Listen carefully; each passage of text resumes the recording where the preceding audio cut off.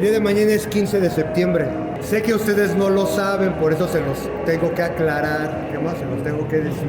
Un danzante, los danzantes aztecas, mexicas, anahuacas, chichimecas, los danzantes no celebran el Día de la Independencia. En teoría, ¿no? Los más conscientes, por supuesto que hay muchos que sí lo hacen, pero los más conscientes no celebran la independencia. ¿Saben ustedes por qué? Valeria, ¿tienes una idea de por qué no se celebra en realidad? ¿Por qué los danzantes mexicas que luchan, que pelean por su cultura del México antiguo, por rescatar, retomar, incorporar elementos del México antiguo, estos danzantes que han estado en una lucha cultural, social desde hace muchos años, estos que han estado en marchas, mítines, que hacen conferencias, que danzan en todas partes promoviendo la cultura del México antiguo, ¿saben por qué estos danzantes no celebran la supuesta independencia de México? ¿Tienen una idea con lo que les acabo de decir? ¿Es una idea, Valeria? Porque no es parte de la cultura del México antiguo. Andy. Porque no es una independencia de los pueblos originarios. Porque no es una independencia de los pueblos originarios del México antiguo, no, de los señoríos originarios. Castilla que llegaron y que luego se convirtieron en... La independencia es de los hijos de los españoles, no de la población indígena, autóctona, que sufrieron los estragos de la invasión española. Ellos siguen igual o peor, algunos tal vez con mejores condiciones por propaganda del gobierno, pero no todos. De México no la llevó a cabo en realidad la población originaria del país, las razas indígenas, para que así se entienda, ¿no? De manera muy general, no se llevó a cabo realmente por el pueblo mexicano. La independencia la llevaron a cabo los criollos. ¿Quiénes son los criollos? Los hijos de los españoles que nacieron en México y que vieron afectados sus intereses políticos y económicos.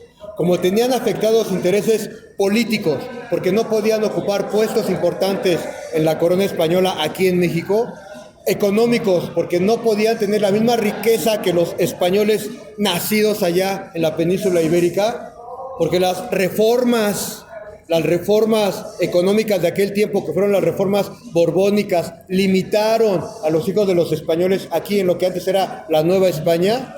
Ellos fueron los más interesados en hacer una insurgencia, un levantamiento armado para librarse de las imposiciones de los españoles de la corona española, para que ellos se pudieran quedar con todo el poder político y económico de México, y usaron a su conveniencia al pueblo mexicano, como siempre lo han hecho.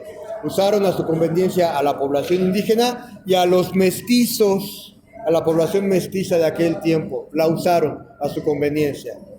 Ahora, después de la independencia, que duró alrededor de 10 años, cuando se consuma la independencia, no crea que México ya se libró de los españoles. O sea, vino una guerra civil entre el partido de los conservadores, que eran los que querían mantener los privilegios que obtuvieron durante toda la época colonial de la Nueva España, ¿sí? O sea, los españoles establecidos aquí en México, y los liberales, que querían romper con estos privilegios que estaban encabezados por Benito Juárez. Entonces vino una guerra aquí, desde que se consumó la independencia en 1821 hasta 1850, todavía 60, pero como partidos políticos se pelearon conservadores con liberales. Los conservadores siguieron manteniendo privilegios, aunque a la Iglesia Católica le quitaron muchos privilegios con las reformas de Benito Juárez. Aún así la Iglesia Católica siguió manteniendo mucho poder, y no solo la Iglesia Católica, todos los hijos de los españoles, que a la fecha son los grandes empresarios de las grandes corporaciones.